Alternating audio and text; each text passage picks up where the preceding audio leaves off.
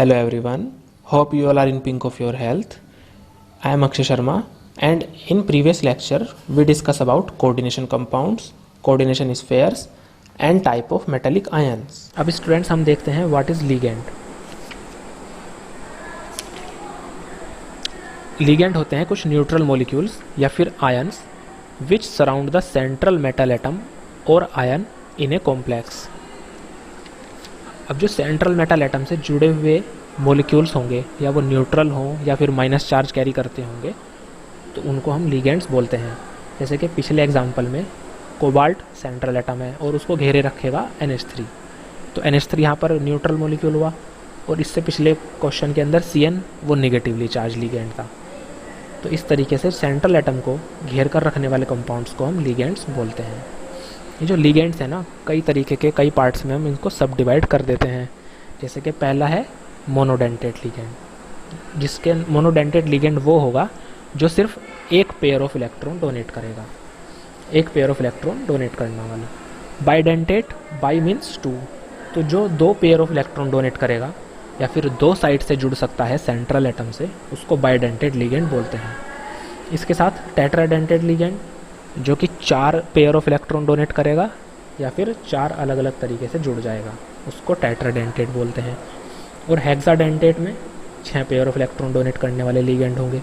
और पॉलीडेंटेट एक general term use कर ली जाएगी सबके लिए, मतलब कि जो मोनोडेंटेट है उसको छोड़ करके बाइडेंटेट, ट्राइडेंटेट, टेट्राडेंटेट, हेक्साडेंटेट, इन सब के लिए वर्ड पॉलीडेंटेट यूज़ कर लेते हैं।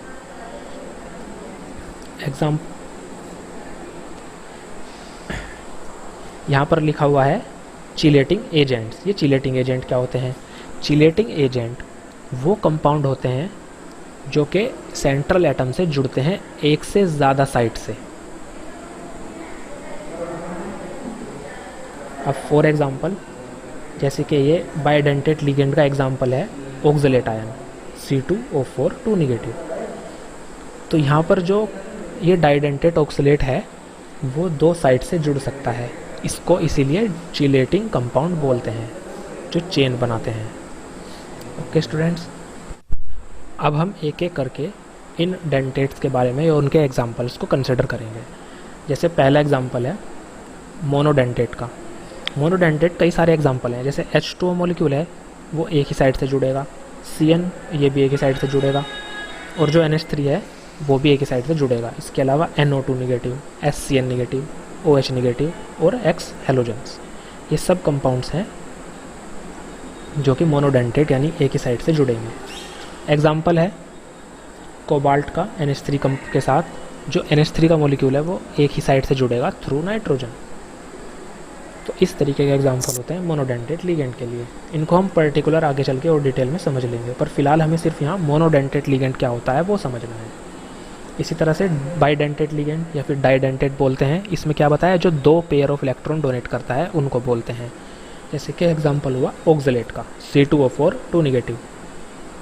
तो इसमें जो ऑक्सलेट है वो दो अलग अलग ऑक्सीजन के थ्रू जुड़ जाता है सेंट्रल मेटल एटम से। और इथाइलिन डायमीन एक और इम्पोर्टेंट बाइडेंटेट लिगेंड है, इसको हम शॉर्ट फॉर्म में EN लिख देते हैं। इसका फॉर्मूला जो लिखा हुआ है NH2 CH2 CH2 NH2। NH2 group कौन सा? एमीन का फंक्शनल ग्रुप है, इसीलिए इस कंपाउंड का नाम है इथाइलिन और डाईअमीन। ये कंपाउंड भी जो अलग अलग नाइट्रोजन है वो लोन पेयर रखेंगे और इन दो लोन पेयर्स की वजह से वो सेंट्रल एटम से जाकर के जुड़ता है अलग अलग साइड से, इसलिए चिलेटिंग इफेक्ट भी शो करता है और बाइडेंटेट लिगेंड भी बोला जाता है। एग्जाम्पल्स हैं CO इथाइलिन डायमीन का होल थ्राइस 3 पॉजिटिव। इस तरह से क्रोमियम और ऑक्सलेट का आयन और आयरन NH3 और ऑर्थोफिनेफ्थोलिन इसका एग्जाम्पल है फिनेंथ्रोलिन। ये स्ट्रक्चर दे रखी है इन लिगेंड्स की। जो पहला वाला है ऑक्सलेट आयन, इसमें जो C और C दो कार्बन हैं इनसे जुड़े हुए हैं, दो ऑक्सीजन इस तरफ हैं और दो ऑक्सीजन इस तरफ। उनके बीच में आपस में ये जो लाइन है डैश लाइन, ये इनके बॉन्ड्स दिखा रखे हैं। तो ये एक पेयर की तरह ये वर्क करेगा और एक पेयर की तरह ये वाला ऑक्सीजन वर्क करेगा। और ये जो स्टार लगे हुए हैं रेड कलर के, वो साइड्स हैं जुड़ने की टू द सेंट्रल एटम।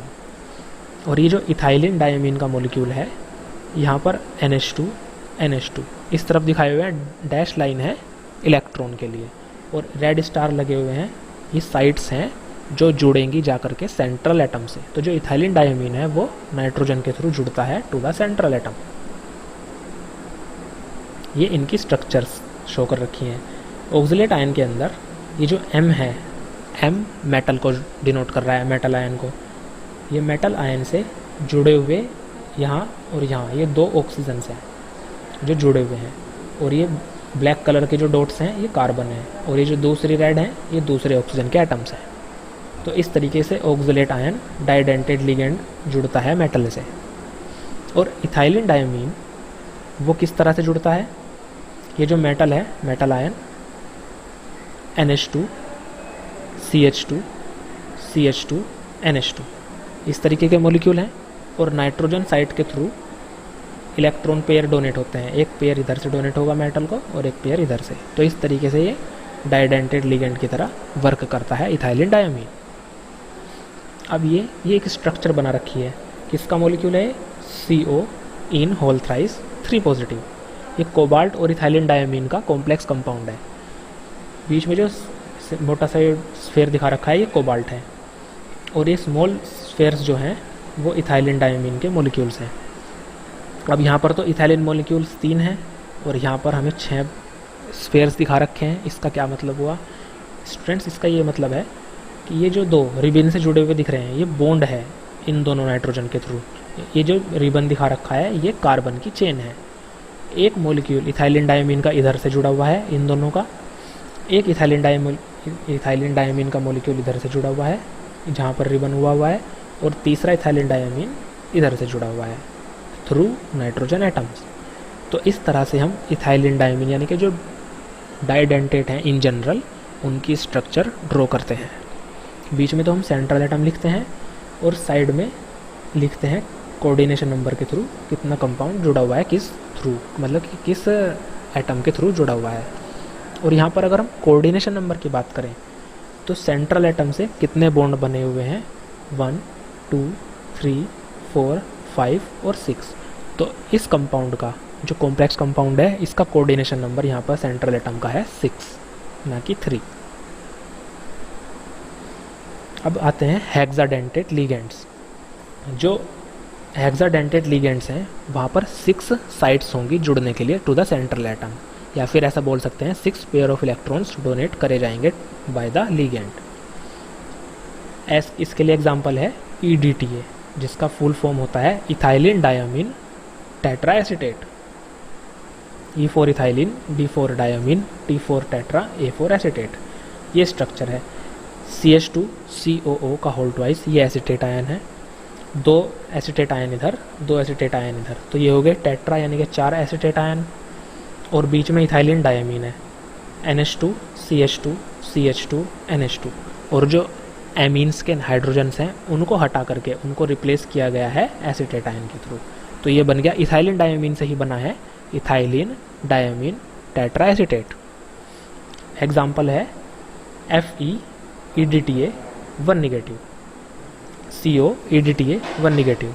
इन दोनों कॉम्प्लेक्स कंपाउंड में जो कोऑर्डिनेशन नंबर है इन सेंट्रल एटम्स का वो 6 रहेगा, क्योंकि 6 इलेक्ट्रॉन पेयर डोनेट किए गए हैं through 6 different sites. Okay students, ये बॉन्ड शो कर रखा है EDTA का। जहाँ जहाँ स्टार लगा हुआ है इन 3 जगह यहाँ पर लगा हुआ है, और 3 जगह यहाँ पर लगा हुआ है। ये 6 साइट्स हैं जो इलेक्ट्रॉन डोनेट करती हैं टू द मेटल एटम। ये स्ट्रक्चर दिखा रखी है बॉन्ड किस तरह से बनता है। M बीच में सेंट्रल एटम है, आयरन या कोबाल्ट जो भी होगा। ये ब्लू वाले जो सर्कल्स हैं वो नाइट्रोजन शो कर रहे हैं, और जो रेड वाले स्फेयर्स हैं वो ऑक्सीजन के एटम्स हैं, ऑक्सीजन के थ्रू भी जुड़ते हैं। और जो ब्लैक वाले हैं स्फेयर्स वो कार्बन एटम्स हैं, और जो डॉटेड लाइंस हैं ये हाइड्रोजन की हैं। तो जो मेटल एटम से ऑक्सीजन जुड़ा हुआ है और नाइट्रोजन। तो EDTA इस तरह से मेटल को घेर के रखता है एज लिगेंड। ओके स्टूडेंट्स, ये एक प्रॉपर स्ट्रक्चर है, डॉटेड, बीच में कोबाल्ट का सेंट्रल एटम है, और EDTA का मॉलिक्यूल हुआ है। ये एक मॉलिक्यूल है, ऑक्सीजन नाइट्रोजन, नाइट्रोजन, ऑक्सीजन और ऑक्सीजन, और एक ऑक्सीजन नीचे है। ये बॉन्ड इस तरह से बनते हैं, रिबन ये इन दोनों के बीच में इस तरह से, और नाइट्रोजन ऑक्सीजन के बीच में इस तरह से, और बाकी 2 नाइट्रोजन और 2 ऑक्सीजन इस तरह से टेट्राहेड्रिकल शेप बना लेते हैं। तो इस कंपाउंड का भी कोऑर्डिनेशन नंबर हुआ 6, सेंट्रल एटम कोबाल्ट, और 4 तो ऑक्सीजन एटम हुए और 2 नाइट्रोजन एटम जुड़े हुए हैं। ओके स्टूडेंट्स, ये एग्जांपल हुआ COEDTA होल 1 निगेटिव का। तो स्टूडेंट्स, इस वीडियो में हमने समझा कोऑर्डिनेशन कंपाउंड क्या होता है और लीगेंड क्या होते हैं, और लीगेंड कितने टाइप के होते हैं। मोनोडेंटेट लीगेंड को छोड़ करके बाकी डाइडेंटेट, ट्राइडेंटेट, टेट्राडेंटेट या फिर हेक्साडेंटेट लीगेंड को हम पॉलीडेंटेट लीगेंड की फॉर्म में लिख सकते हैं और बोल सकते हैं, और यही कंपाउंड होते हैं जो चिलेटिंग इफेक्ट्स भी शो करते हैं। इसके अलावा एक स्पेशल टाइप के लीगेंड होते हैं जिनको हम एम्बीडेंटेट लीगेंड्स बोलते हैं। एम्बीडेंटेट लीगेंड्स में जो एम्बीडेंटेट का मीनिंग है वो समझ लेते हैं। एम्बी मीन्स होता है मोर देन 1, यानी कि 2 तरह से, और डेंटेट यानी कि अटैचमेंट। तो जो लीगेंड्स एक से ज़्यादा यानी कि 2 अपनी अटैचमेंट साइट रखेंगे, यानी कि जो NO2 है, एक तरीके से एग्जांपल लें अगर NO2 नाइट्रो मोलिक्यूल, तो वो नाइट्रोजन के थ्रू भी अटैच हो सकता है सेंट्रल मेटल एटम से, और ऑक्सीजन के थ्रू भी। तो इसकी अटैचमेंट साइट्स 2 हो गई हैं, एक नाइट्रोजन के थ्रू, एक ऑक्सीजन के थ्रू। तो इस तरह के लीगेंड्स को हम एम्बीडेंटेट लीगेंड्स बोलते हैं। तो जब NO2 नाइट्रोजन के थ्रू जुड़ता है तो हम इसका नेम लिखते हैं नाइट्रो, और अगर यही ऑक्सीजन के थ्रू जुड़ेगा टू द मेटल एटम तो हम नाम लिखेंगे इसका नाइट्रीटो। इसके अलावा SCN थायोसाइनेटो भी एक एम्बीडेंटेट लीगेंड है। अगर ये सल्फर के थ्रू जुड़ता है मेटल से तो इसका नाम होता है थायोसाइनेटो, और अगर ये नाइट्रोजन के थ्रू जुड़ता है तो NCS होता है आइसो थायोसाइनेटो ग्रुप। जो थायो वर्ड है वो सल्फर के लिए यूज़ होता है, जैसे हम नाइट्रोजन के लिए एजो वर्ड यूज़ करते हैं। तो ये हुआ एम्बीडेंटेट लीगेंड। इसके अलावा पॉलीन्यूक्लियर कॉम्प्लेक्सेस भी होते हैं। Polynuclear means more than 1 nucleus.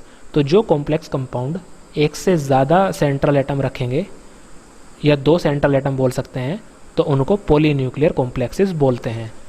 इस तरह के जो एग्जाम्पल हैं वो मेनली ब्रिज्ड कंपाउंड्स के अंदर देखने को मिलेंगे। जैसे कि आप ये एग्जाम्पल देख सकते हैं कोबाल्ट का। यहाँ पर 2 कोबाल्ट के मेटल एटम NH2 के ब्रिज बॉन्ड के थ्रू जुड़े हुए हैं। और अदर एग्जाम्पल आयरन का कॉम्प्लेक्स है। यहाँ पर जो ब्रिज बॉन्ड बन रहा है वो OH और NO2, ये 2 अलग अलग लीगेंड के थ्रू बन रहा है। तो इस तरह के कंपाउंड्स को हम बोलते हैं पॉलीन्यूक्लियर कॉम्प्लेक्सेस। आई होप आपको ये सब क्लियर हुआ होगा। For now that's it from my side. Meet you in the next video. Till then all the best.